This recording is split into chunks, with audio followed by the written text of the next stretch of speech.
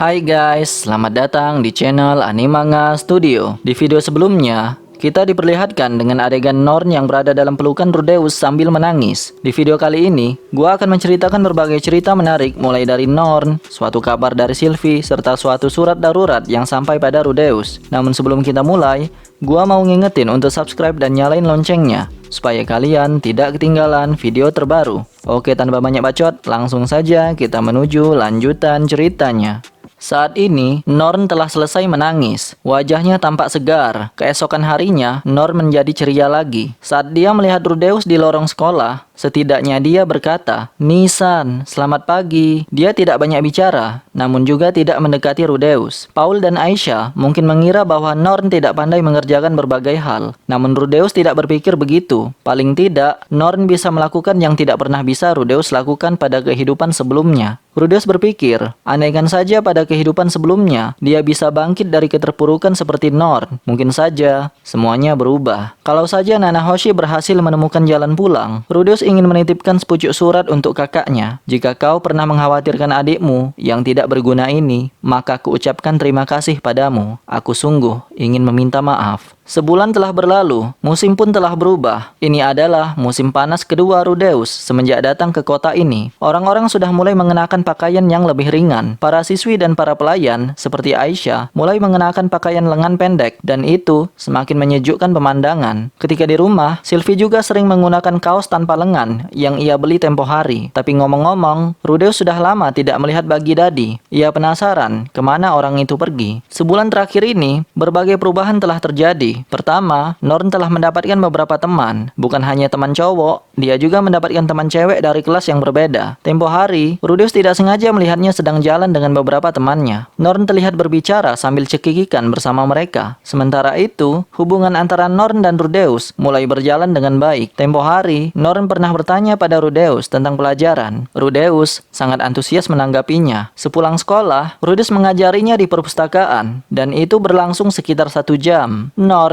bekerja sangat keras, meskipun belum memuaskan. Norn bilang, kalau diingat-ingat lagi, Rwigerson mengatakan bahwa kampung halamannya ada di wilayah Babinos. Tapi Nisan telah menjelajahi benua iblis kan? Apakah kau tahu di mana tempatnya? Rudeus membalas, tidak tahu, tapi aku pernah mendengar bahwa tempat itu dekat dengan wilayah Bigoya. Aku sih tidak pernah pergi ke sana. Sembari belajar bersama Norn, mereka mulai terbiasa ngobrol tentang berbagai hal. Tapi biasanya, topik yang dibahas kebanyakan tentang Rwigert. Rudeus menjelaskan mengenai kehidupannya di benua iblis itu seperti apa pada Norn. Norn sempat menanyakan tentang kutukan pada tombak Rwigert. Ia berniat untuk membantu Rwigert melepaskan kutukan tersebut. Mendengar itu, Rudeus pikir sudah saatnya ia memulai rencana itu ke tahap selanjutnya. Suatu rencana membuat patung Rasupart dan menjualnya bersamaan dengan satu set buku. Meskipun itu masih terlihat mustahil membuatnya secara massal. Di sisi lain, Rudeus pikir sudah cukup untuk belajar tentang sihir dan mulai untuk meluangkan waktu untuk menulis. Rudeus lakukan itu ketika belajar bersama Norn. Rudeus akan menulis tentang masa lalu Rasupart secara jelas. Norn bilang, "Nisan, apa yang sedang kau lakukan?" Rudeus menjawab bahwa ia sedang menulis buku tentang sisi positif Rasupart. Tapi saat ini, Rudeus masih menulis 1 halaman. Ia belum dapat melanjutkannya lagi, karena sekarang ia sedikit lupa tentang sejarah penganiayaan Rasupart. Tiba-tiba Norn bilang bahwa ia ingin menawarkan bantuan. Ia menjelaskan bahwa ketika dalam perjalanan ke sini, saat malam tiba, Rwigert biasa memangku Norn, mengusap-ngusap kepalanya, sembari menceritakan kisah masa lalu tentang Rasupart. Itulah kenapa Norn cukup memahami latar belakang Rwigert. Dengan demikian, Norn menulis buku bersama Rudeus. Tulisan mereka masih begitu awam dan kasar. Namun anehnya, ketika ia membaca tulisan Norn, Rudeus langsung teringat Rwigert dan tanpa sadar menitikkan air mata. Tulisan yang begitu menyentuh.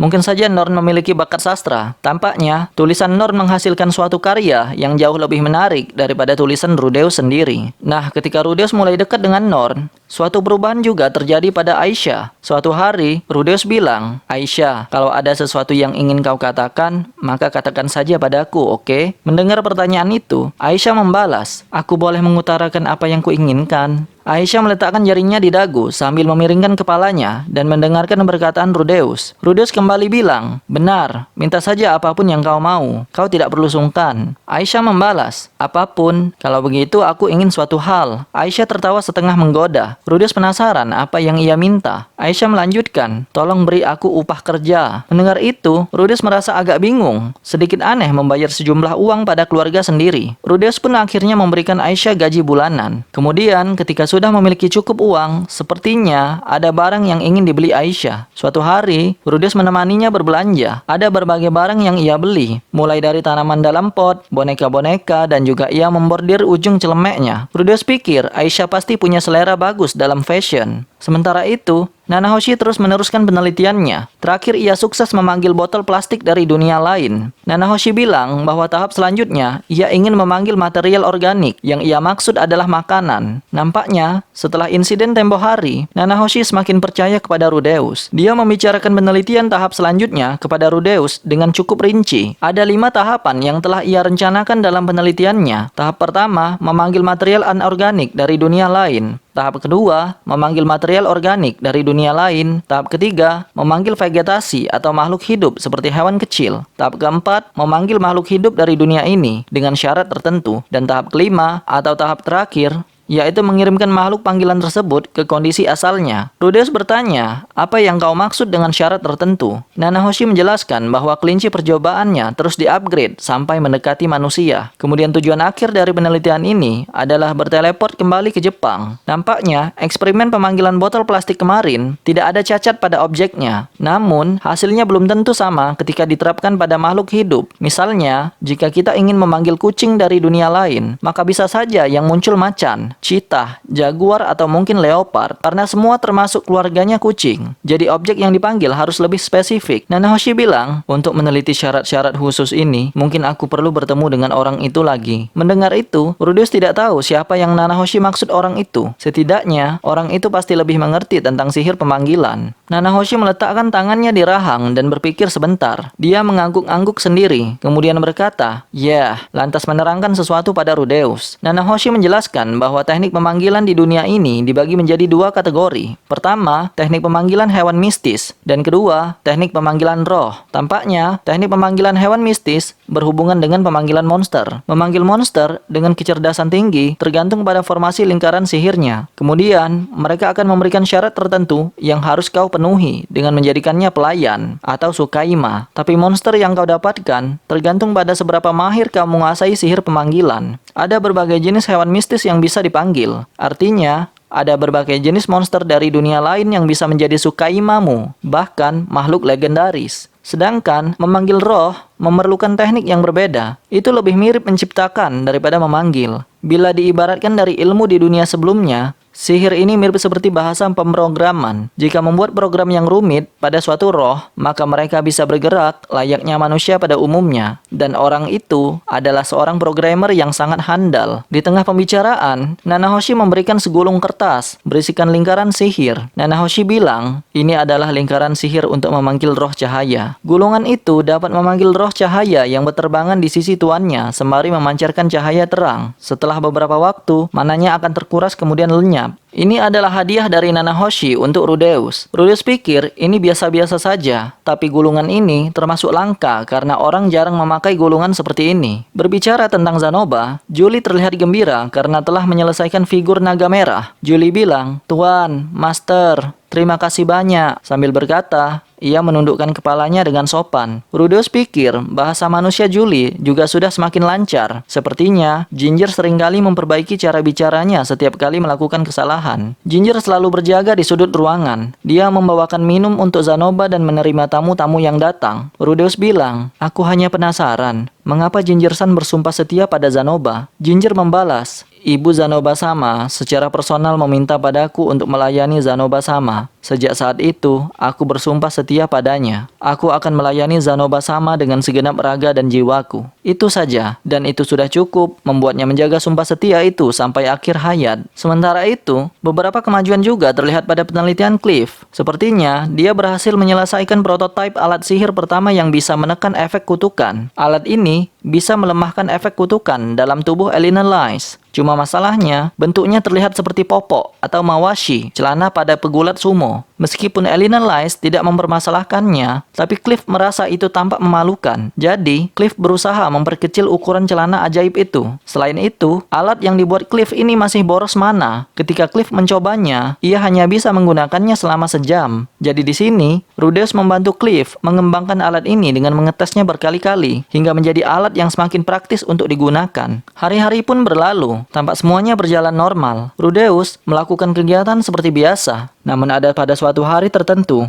insiden ini terjadi. Di pagi hari, seperti biasa, Rudeus berlatih setelah bangun tidur. Setelah berlatih, Rudeus kembali ke rumah. Entah kenapa, Rudeus mendapati Aisyah dan Sylvie sedang menunggunya dengan wajah serius. Setelah melihat Rudeus kembali, tatapan mata keduanya terpaku pada Rudeus. Sylvie bilang, "Ah, Rudy." Mendengar itu, Rudeus pikir sepertinya ada sesuatu masalah serius yang telah terjadi. Sylvie kembali bilang, akhirnya jadi begini. Entah kenapa, ini membuatku sedikit takut." Sementara Sylvie menggaruk bagian belakang telinganya, dia tersenyum tipis. Aisyah bilang, "Tidak ada yang perlu ditakutkan. Lihatlah Sylviane, kumpulkanlah keberanianmu." Setelah ditekan oleh Aisyah, Sylvie melangkah ke arah Rudeus. Sylvie pun bilang, Rudy, 2 bulan terakhir ini aku telat. Kemudian aku menyadari bahwa kondisi fisikku sedikit memburuk belakangan ini." Rudeus terpaku pada perut Sylvie. Ia pikir ini tidak mungkin. Rudeus tidak percaya. Sylvie bilang, "Begini loh, kemarin Aisyah memintaku untuk periksa ke dokter kandungan. Tapi kemudian sang dokter mengucapkan selamat padaku." Mendengar itu, suara Rudeus gemetar. Tangannya gemetar juga, bahkan kakinya gemetar. Bukankah itu berarti Sylvie sedang mengandung? Rudeus coba mencubit pipinya. Sepertinya ini bukan mimpi. Rudeus menelan ludah dalam-dalam. Biasanya orang bilang elf susah mengandung, jadi kehamilan Sylvie ini terbilang cepat. Rudeus pun sedikit bingung. Sylvie bilang,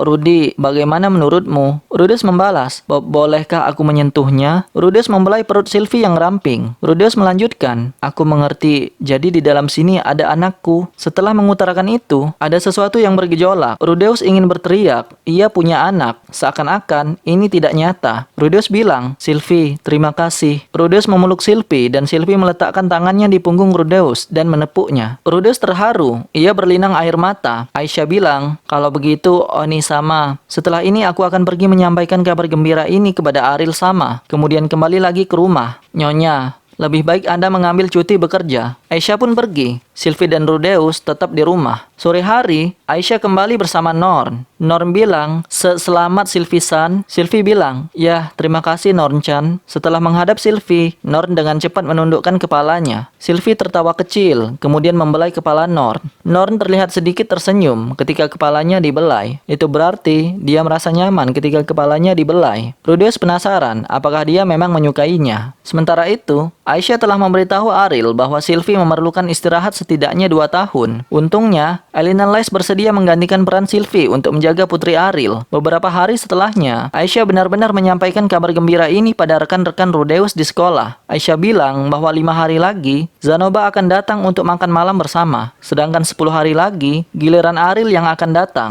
Sepertinya, Cliff dan Elena Lice akan datang bersama Aril. Rinia dan Bursena akan berkunjung setelahnya. Selanjutnya, Nanahoshi akan datang, namun waktunya masih belum pasti. Baghdadi belum bisa ditemukan, jadi Aisyah hanya meninggalkan pesan untuknya. Rudeus bilang, "Aku mengerti. Terima kasih atas kerja kerasmu, Aisyah." Aisyah membalas, "Ya, Oni sama." Setelah mengatakan itu, Aisyah mendengus dengan bunyi fufun saat melihat Norn. Norn menatap Aisyah seakan tersinggung. Rudeus bilang, "Kalau anak ini lahir di saat Otosan pulang, aku yakin dia akan terkejut." Norn membalas, "Otosan." Setelah mengatakan itu, wajah Norn tiba-tiba menjadi cerah. Ia melanjutkan, "Wajah Otosan yang terkejut, aku ingin melihatnya." Rudeus kembali bilang, "Ya, orang itu pasti akan menjadi kakek yang sangat menyayangi cucunya. Aku yakin dia akan bersyukur sekali atas kelahiran anak kami." Saat Norn dan Aisyah lahir, dia pun bahagia sekali. Setelah mengatakan itu, Aisyah dan Norn tiba-tiba merasa malu. Norn bilang, "Aku sangat menantikan itu, Nisan." Rudeus membayangkan kehidupan sempurna seperti yang pernah mereka miliki di desa Buena. Nampaknya mimpi itu sudah berada dekat di depan mereka. Dan kemudian berita buruk tiba 2 bulan setelah itu. Surat ekspres darurat dikirim. Tanggal yang ada pada surat itu dicap setengah tahun yang lalu. Nama pengirimnya adalah Gis. Karena sifat surat ini adalah darurat, maka isinya pun sangat singkat. Tertulis di sana, kesulitan menyelamatkan Zenith, meminta bantuan. Begitu Rudeus melihat kata-kata itu, segala sesuatu di depan mata Rudeus menjadi putih bersih. Ia pun pingsan. Pada saat Rudeus menyadarinya, ia telah berada di sebuah ruangan putih bersih. Tubuhnya kembali ke sosok otaku tua dan gemuk. Rudeus terfokus pada makhluk menjengkelkan di hadapannya. Ya, makhluk itu ada di sana. Dialah yang selalu tersenyum di balik mozaik. Siapa lagi kalau bukan Hitogami? Hitogami bilang, "Yo." Rudeus membalas, "Hey,